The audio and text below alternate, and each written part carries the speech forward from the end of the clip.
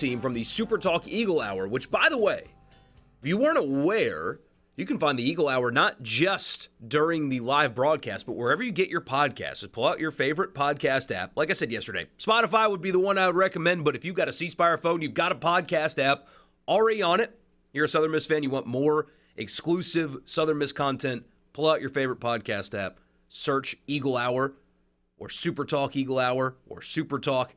All of those will churn out results, and you will find Luke Johnson of the Eagle Hour every day. Southern Miss all day, every day. And they take their shots at the SEC. So you get a little bit of that in there. Luke, how you doing, man? I'm good, guys. Good baseball game looking forward to tonight, and perfect weather for it. And I think Haydad finally finalized it that we will be able to watch it tonight. I know y'all going to talk about that in another segment, but yeah, it's didn't know there for a minute, but just glad that they're going to play tonight. You only get one of these a year with State and Southern. You get two with Ole Miss, so it should be a good one tonight. Let's start with basketball, though, if that's okay. So I've got the SunBelt bracket up in front of me, and I know that's the most important thing because that's going to be what gets them into the NCAA tournament. But regardless of what happens in Pensacola, right? In Pensacola, yep, they get to hang a banner. 2 banners, as you told me right before we went on. The women are hanging a banner too, but they get to hang a banner in the Coliseum, which tell me this time last year you believed that would have been the case. It's a remarkable run. It's historic year. We talked to both Jay Ladner and Joy Lee McNellis today, and it's the first time in Southern Miss history that the men and the women have won a conference championship in the same year. Women 3-way tied it. Men won it outright. But yeah, it's historic. It's only the third time that the men have either won it outright or shared a conference championship in school history. So yeah, they'll both play. The women will play Friday. Looks like they will play the winner of either Arkansas State or Georgia Southern. They'll play at 5 o'clock. And then the men will play the winner of South Alabama or Appalachian State. They play Thursday. So men play Saturday at 11:30. And, kind of ask, Joy Lee and Jay today. We'll just talk about Jay. Who do you want to play? And he kind of said, the competitor side of me wants to avenge the 30-point loss we had to South Alabama. But Appalachian State's a team that they've kind of gone below expectations this year, but they have NCAA experience. And Southern Miss just have to wait. Ladies will head down tomorrow. I think the men head down Thursday. But yeah, it's going to be a great time in Pensacola. And we were hating on Conference USA today.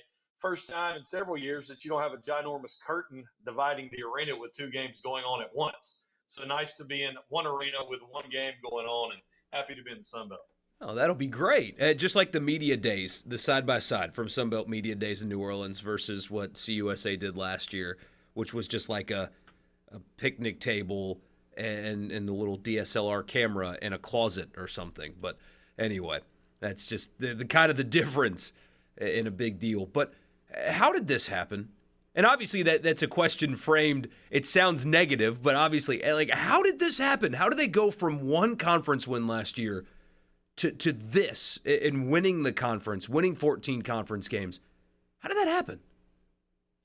Jay Ladner got named SunBelt Coach of the Year, and it's because in year 4 he won more than he won in years 1, 2, and 3 combined. He showed the group of 5 how to flip a roster. And it really went around one guy. He went out and got an assistant coach, Juan Cardona, who on the Eagle Hour before the season started straight up said, we're going to win the league this year. And we all kind of were like, okay, that's bold. And he was accurate with it. But when he came over from Mercer, he brought Felipe Hasse, and he brought Alvarez. He brought another guy. There's 4 guys on the roster that played under Cardona when he was a high school coach at Miami Christian.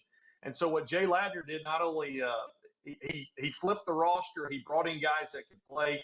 He got Crowley, Nick Williams came down from Northwest Community College. So he got coaches and he got players. And rather than, complaining about the portal, complaining about what group of 5 guys face, he just went out and worked his tail off because Jay knew that if it didn't happen this year, he wasn't going to be the coach at Southern Miss anymore. And so I think if they win 2 more games, it will be the greatest turnaround in NCAA history. I saw that on Twitter. I could be wrong on that, but it's somewhere. Wow. I think Arkansas did something comparable in 21 and 22. But yeah, it's aiming up there for one of the greatest turnarounds in Southern Miss or in NCAA history.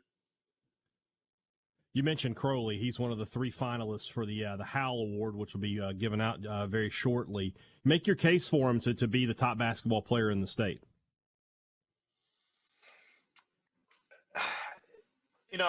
I haven't really watched the others, so I can only just speak from Crowley.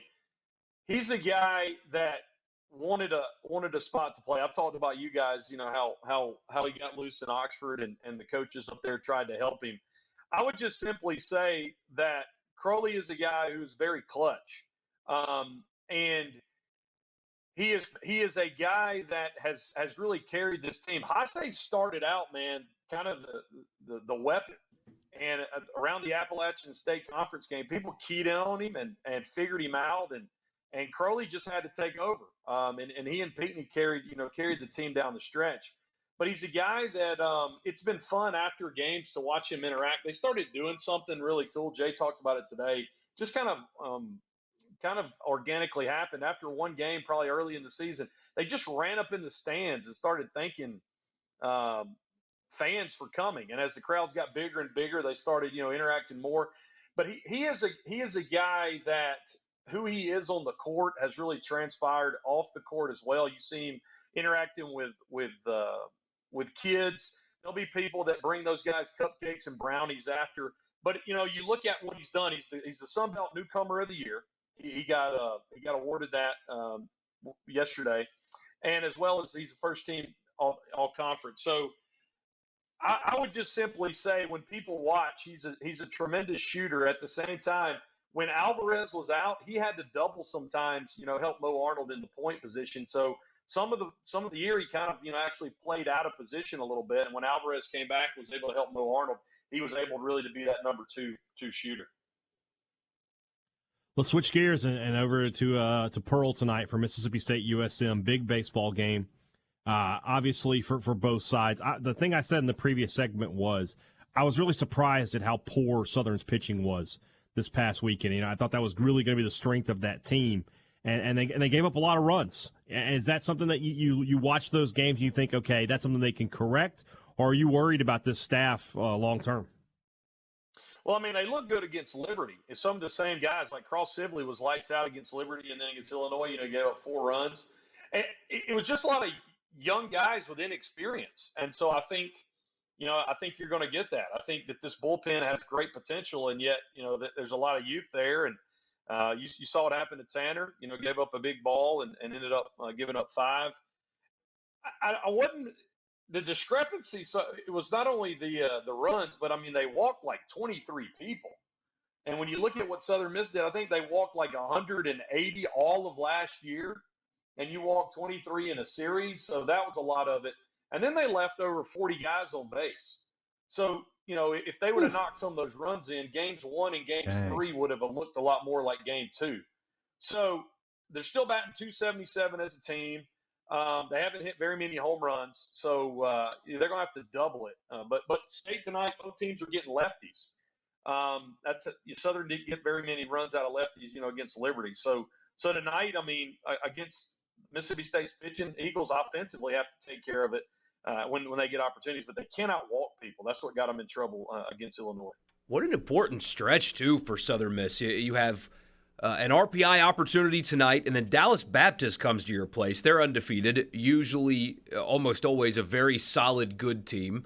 Weird weather out there last year, got beat last year. And then you turn around and play Ole Miss. So these are 5 games that can really jumpstart if this team is capable of it, which most people think that they are. Scott Berry's teams are almost always capable of it. But if you're going to host, if you're going to get in that conversation, these next 5 games are important for that.